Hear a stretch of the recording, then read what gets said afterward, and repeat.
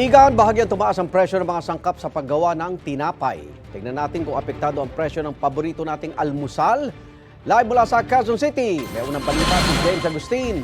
James! Gang, good morning. Bahagyaman na nagmahal yung ilang sangkap sa paggawa ng pandesal. Hindi apektado niyan yung ilang mga bakery dito sa Quezon City na hindi nagtaas ng presyo. Ang sinasabi sa atin, ang diskarte na ginawa nila ay bahagyang niliitan nila yung binibentang pandesal na bagay na naiintindihan naman ng kanilang mga suki. 2 pesos at 50 centavos pa rin mabibili ang kada piraso ng pandesal sa bakery na ito sa Quezon City. Ilang buwan na silang hindi nagtaas ng presyo. Ngayong bagyang tumaas daw ang presyo ng mga sangkap nito.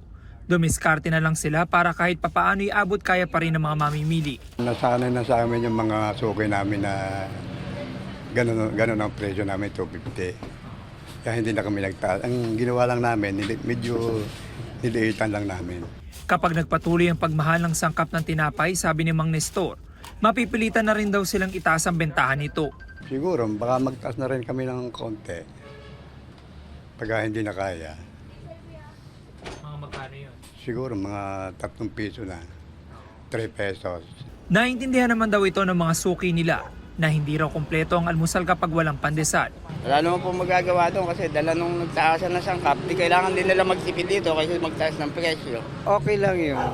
Parang pares lang din naman. Halimbawa, pag lumaki tapos tumaas din yung presyo, parehas lang naman din. Medyo mabigat sa bulsa kasi tumaas. Pero pag binawasan mo ng konti yung laki ng tinapay na gano'n yung presyo, parang hindi mo siya maramdaman. Wala magagawa kasi ano naman, ganyan talaga.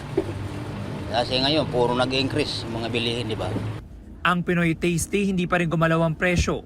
50 pesos ang kada balot ng malaki, habang 25 pesos yung mas maliit. Sa test naman siguro, kahit hindi kami kumikita pa rin masiguro doon.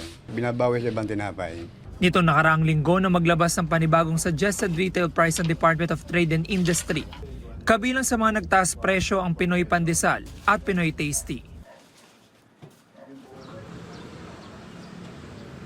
Samantala, igan yung ibang tinapay tulad halimbawa nung kababayan na paborito rin ng mga kapuso nating mamimili ay bahagyang tumaas yung presyo mula po sa dating 4 pesos ay 5 pesos na ngayon kada piraso.